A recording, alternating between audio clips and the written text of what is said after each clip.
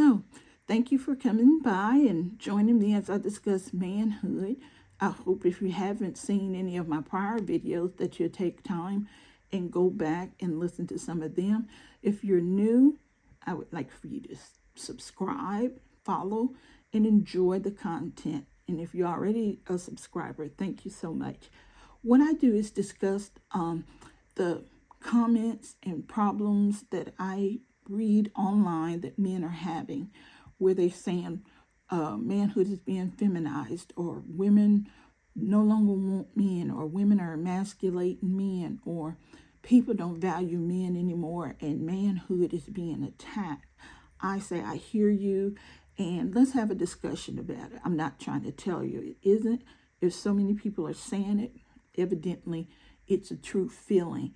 But I try to pick at it and see what exactly is going on. So I have a prior video where I discussed there's a difference between masculinity and manhood. Masculinity is the qualities and attributes that a man demonstrates that he is manly. They are outward, like building muscles, playing contact sports, being assertive, and being an alpha male is described. But that's a solo act. And it's solo because it's just qualities and attributes that identify you as a male. Young boys can have masculine traits, and even women can have masculine traits, because you say, oh, she's so manly. So that is a solo endeavor, where manhood is always demonstrated in relationship. You have someone you protect and provide from yourself and someone else. You procreate with someone else. Manhood is a lifestyle that's demonstrated in relationship. And one place that manhood was clearly defined and honored was in the military. The soldier has always been looked up to as masculine and manly, and the proud protector of his land, his country, his family. He was revered, thought of very highly. He was always looked as the epitome of manhood. So today I want to look at manhood in wartime, because as I said, men are saying women are attacking manhood, and what I pose is societal changes, is cultural changes. As the society and culture advances or progressive, there has always been a change to manhood, and I discussed that in prior videos if you want to go back. But we're going to look at manhood during wartime. Like I say, there was nothing braver or more manlier than a soldier. For centuries, they were always looked up and honored. Now, World War II was the most violent military conflict the U.S. entered into. It started in September 1939 and it ended in 1945. And there was 15 million deaths total. But for the United States, we suffered 407,316 deaths. That was 407,000 plus deaths. And we only entered into it in 1941 and fought for 4 years at that time. Now, the U.S. Navy lost 62,614 people. The Marines lost 24,511 people.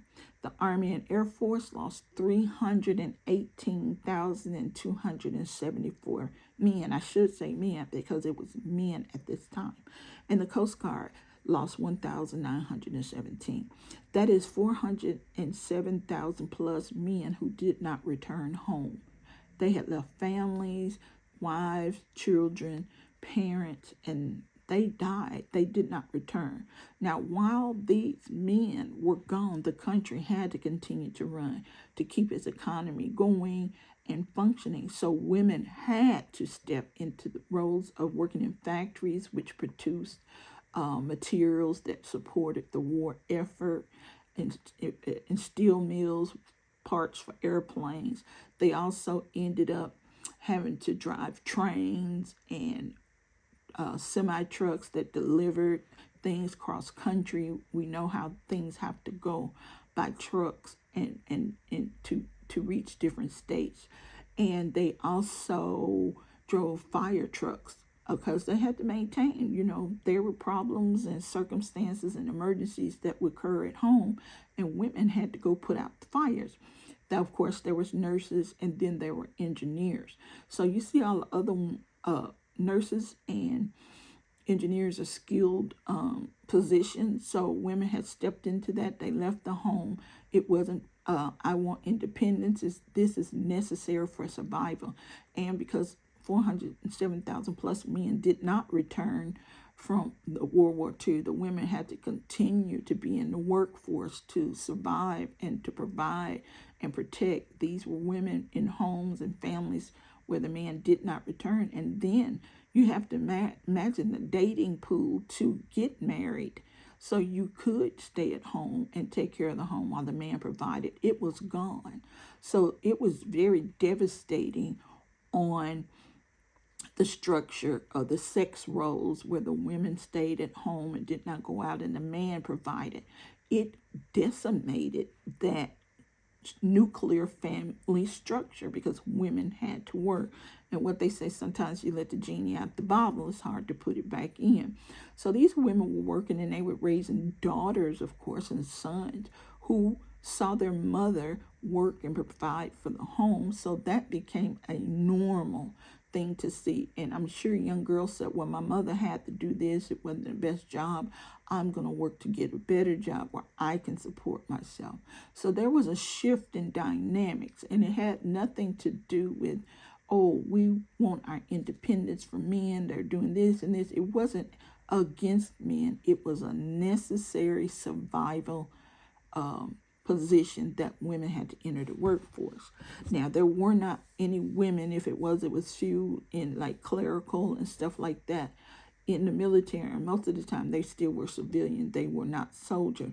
But as the Vietnam War came and women were used to being providers and protectors and felt their confidence and strength, a lot of them wanted to support their country and contribute to the Vietnam War in whatever position they could do, and women were allowed in the military at that time.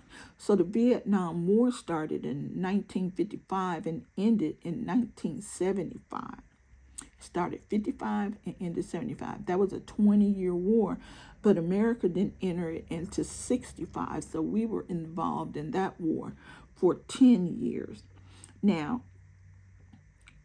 you have to imagine the same thing. Of course, in a 10-year war, there's going to be a death toll. So the Army lost 38,179 men. The Marines lost 14,836 people. The Navy lost 2,556 men, and the Air Force lost 2,580 men. That is a total loss of American men, 58,220. Those men were not returning. And out of the 58,000 plus men, 17,539 were married. So that's 17,000 plus men who did not return home to their families. We're still in wartime dealing with the situation. When the men would go off to war, they did not return. Women still had to fill the void at home to make sure our country continued. Now, this time, women were used to being in the workforce, out of the home, being more independent. They didn't have a husband, so they were independent, and they liked it.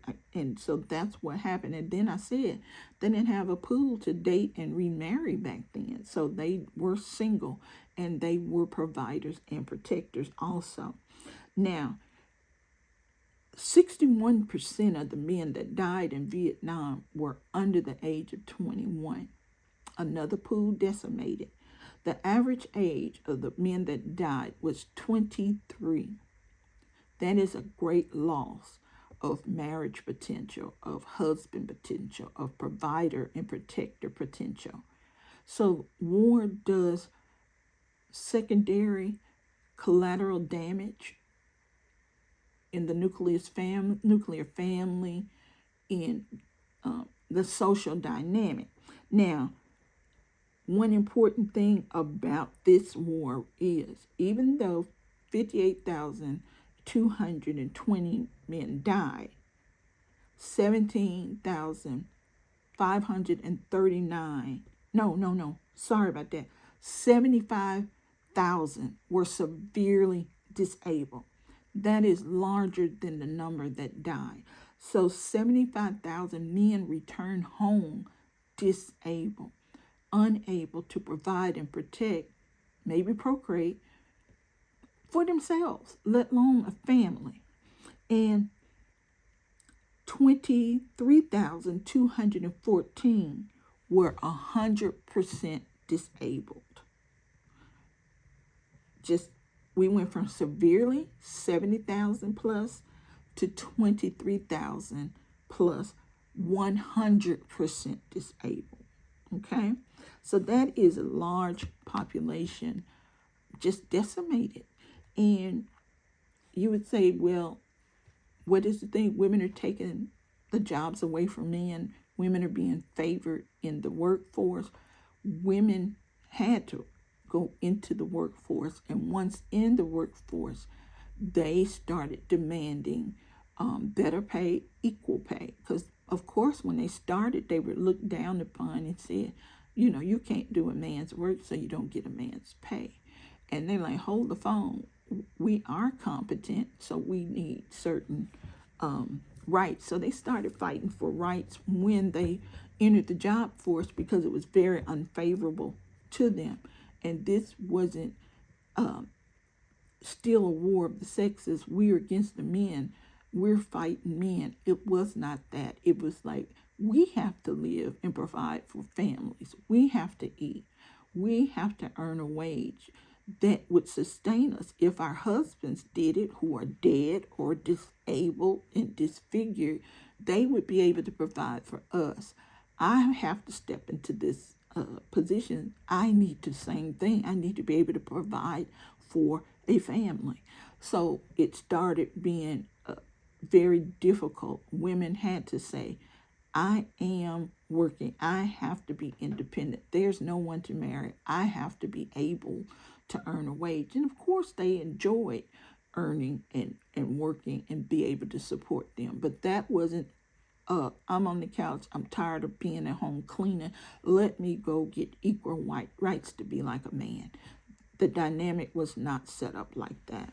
Okay, so women did serve their country, and in the whole Vietnam War, only 8 service women died, and they were by accident or illness, and that's all that died. During that time, they served as nurses, air traffic controllers, intelligence officers, communication specialists, physicians, and secretaries and clerks. As it keeps going, women get into more jobs that require more intelligence and career driven, and I mean, they saw their competency. And you have to remember, for centuries, women were considered the weaker sex.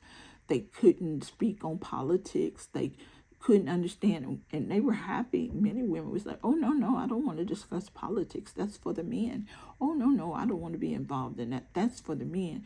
It was very easy to leave all of that to the men and stay in a sex role that they found comfortable. But actually, women had been thrust into the workforce, and once they was there, they saw that they were very capable and competent, and they got confidence and pride in what they did, and they wanted to elevate and do more and be better.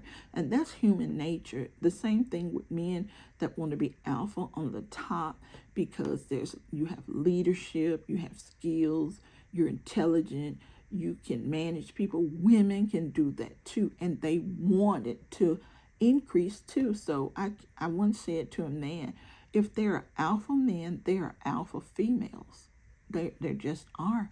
Those that work hard, rise to the top, and just are go-getters and the best of the best. So there were people who did not want to be in the Vietnam War, thought we was wasting our resources. We get involved in things that aren't ours, and we see that right now with Ukraine. We don't want to be involved. It had nothing to do with us. Let them fight it out. So students, government officials, church leaders, and middle-class families were against the Vietnam War. And of course, Dr. Martin Luther King spoke about sending black men to fight a war in another country for their rights, and they didn't even have those certain rights at home. So he was against the Vietnam War. So what happened with the Vietnam War? This is a time frame, the first time frame when the soldiers were no longer honored. They were looked down upon. Their aggression and killing was seen as an atrocity. They wasn't praised when they returned. People didn't like those soldiers off fighting in a war that they thought was bad. So this is the first time that a soldier, a military man, it was a shame to be seen in your uniform, and people didn't too much want to speak about it. And of course, men were depressed because men come back to a hero's welcome. They put their lives on the line, and they come back to be ridiculed and have all this negativity put on them.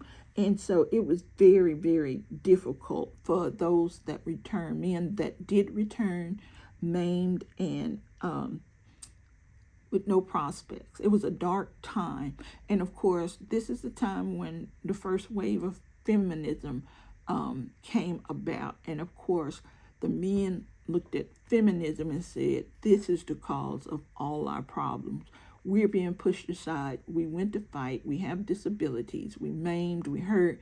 People were hooked on heroin and was going through problems with the drug addiction. It was depression, while women are saying, we want more. We want to be equal. We want to be treated. And they were like, that's what I want. That's what I always had. And now I can't have that. No one is caring about us. We are looked upon as a bad element. So there was a big negativity towards feminism and women saying, I want rights, when the vet that returned was forgotten and wasn't taken care of, and nobody cared about them. Homelessness, suicide, it was really rough for the returning soldier for the first time in the Vietnam War. Now, I want to go ahead and talk about the Afghan War. Now, the next war, of course, was the Afghanistan War, which started in 2001 and ended in 2011. Now, the total death, I saw two different totals, but I think I went to a better site of statistics of the government where it said 7,078 people died in the Afghanistan War. Now, that was, a 10-year war. And this is what's crazy about this war. Even though we had a low tally of death, 7,078, the number of suicides is 30,177 service members and vets of post 9/11 war. 30,177 suicides. 40% of the soldiers who served in the Afghanistan conflict have PTSD. 40% of those who served have PTSD. Marines are the highest branch with PTSD. They also said 40% of those who serve have disabilities. Now, the issues that they face when they return is mental health issues, orthopedic injuries, heart disease, amputations, and Gulf War syndrome. Now, Gulf War syndrome is fatigue, fibromyalgia, gastrointestinal disorders. Since the beginning of the war in 2001, over 1.9 million people deployed. 1.9 million people deployed. Now, Now, the number that served was 1.9 million through 3 million.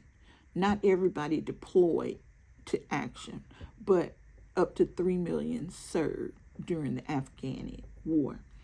89% were men and 11% were women. Now, from 1973 through 2010, active duty.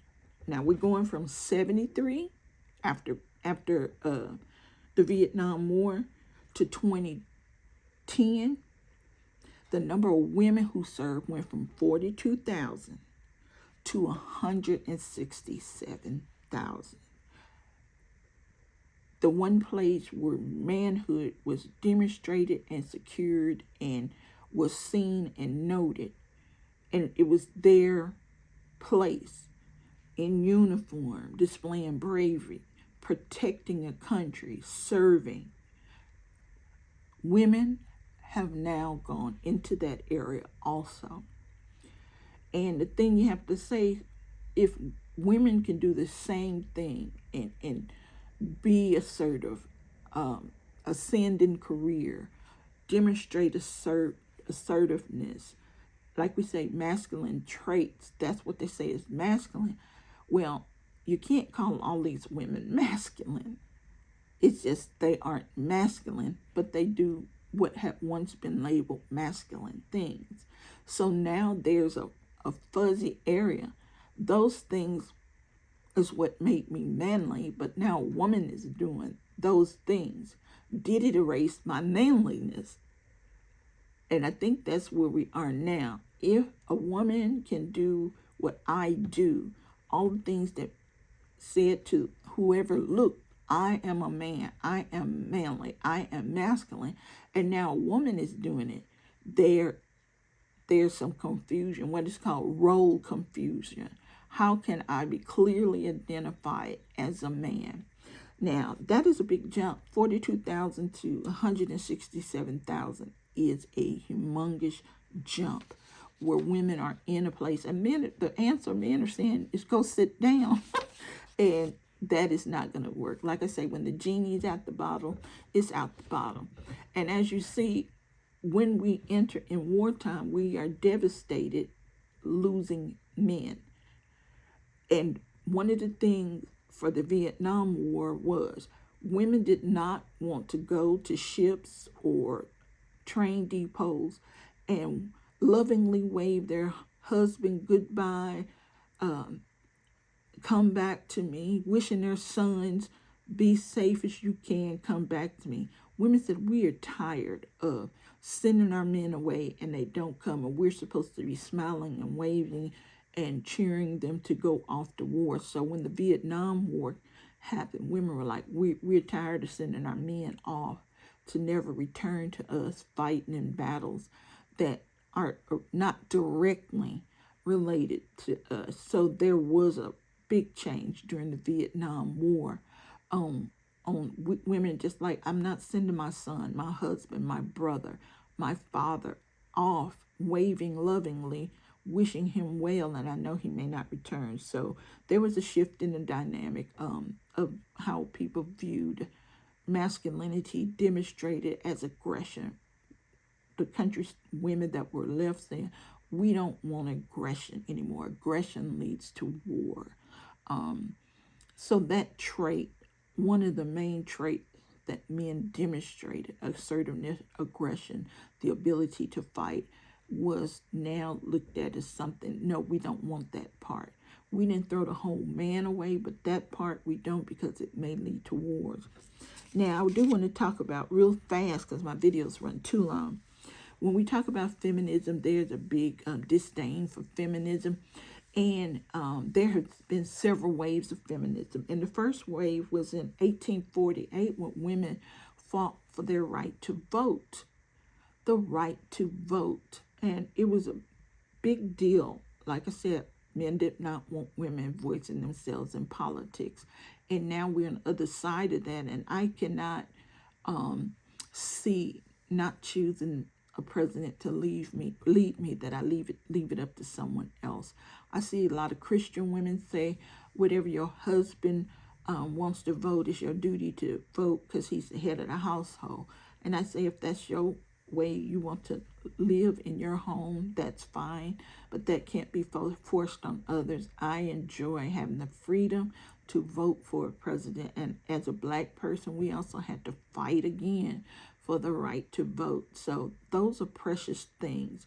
So women fought in 1848 for their right to vote and, of course, own property and do such things. So they were fighting to be free. I mean, who wouldn't want that? So the next second wave of feminism happened in 1960 and 1970 around the Vietnam War. And they were fighting for equality in pay in the workforce and for discrimination. They didn't want to be discriminated against because they were a woman. They were a woman working in the workforce and saying that you can't get paid as much as a man just because you're a woman. So they, in 60s through the 70s, feminists fought for equality and fought against discrimination. The third wave was in the 1990s. Third wave, 1990. Now, they were fighting for diversity and individualism, and the people that led this was Gen X, and it can be traced back to Anita Hill when she said Judge Clarence Thomas made advances to her at work and did sexual things, and she felt her job would be jeopardized if she said anything. So in the 1990s, this is what they were fighting for: women to be comfortable in the workplace and not be sexually harassed or feel they may lose their job if they put up with flirting or sexual talk in the workforce, anything like that that made them uncomfortable. So they say this wave of feminism stemmed from Anita Hill coming forth, speaking about what happened to her in the televised trial, and it pretty much was not taken seriously. So that's when women kind of spoke up again. Now, the fourth wave began around 2010, and this was empowerment and LGBTQ plus rights.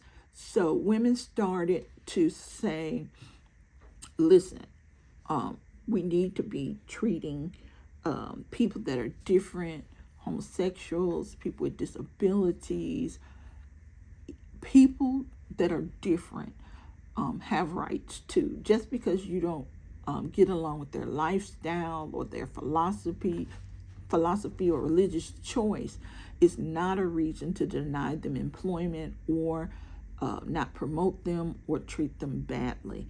So this is in the 2010s, and we saw a lot of more of the LGBTQ community come out the closet and say, and they were afraid their jobs would be taken from them, or they'd be treated different or not hired. So in 2010, we saw the wave of support for them. And you say, why do women get involved in all of these things? Why are they out trying to get all these rights? You have to remember, women have children. Their children grow up to be who they are.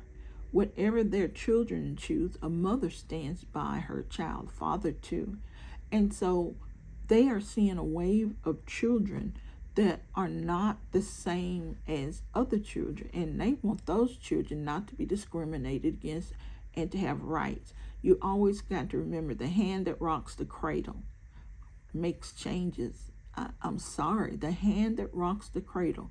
You may be a grown man now, but you was once a young child, a baby, that was poured into heavily by a woman that shaped you when you were young. So the hand that rocks the cradle, all that input, she continues that. So women fight a lot of battles because their children, grandchildren, nieces, nephews, they do a lot when it comes to that. Now, they say this is a fifth wave. It's pretty questionable. And they say it probably started around 2014. And this is political activism.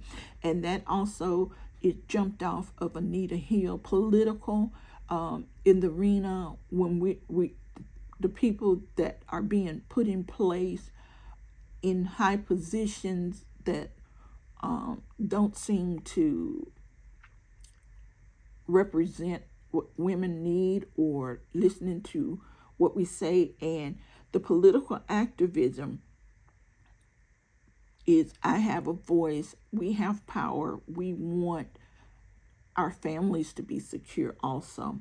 Now, this wave also fights against sexual abuse. No means no. No means no. And it was, and misogyny, when men talk badly, and we hear a lot of men talking badly. And what agitated, aggravated this is actual social media. People get on social media and they disparage women. And I know this is about manhood, and men say, what about us? Women call us dogs. Women say we're no good. Women say this and this. And that is true.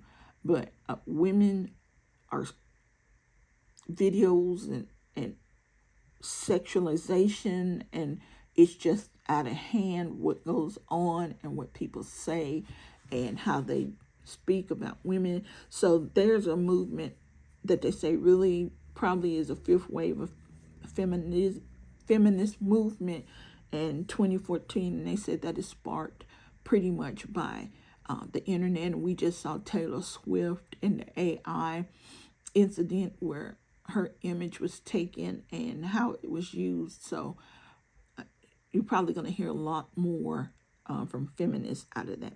Our videos go too long, but I have so much to say. And if you stayed with me to the end, I thank you, thank you, thank you. I appreciate you. Please like, share, and comment. If there's something you would like for me to clarify, let me know. If there's a topic you would like me to speak on, let me know. But I wanted to put that war has shaped the culture, changed the culture, created different dynamics in the family. It put an onus on women to do things. Our men died, and we appreciate you. I am an Army vet, and I served in the first Gulf War, and going off to war is a major psychological thing, and returning. I was lucky. I returned to people that was lined up on the sides of the road cheering our bus as we came from the airport to the base, and I was shocked, absolutely shocked, to see that outpouring of gratitude and love in the first Gulf War. And Daddy Bush, yeah. So I know it's trying what men go through, and it's very difficult to see, and I'm sure it's difficult to be in this confusion. But I say stay strong.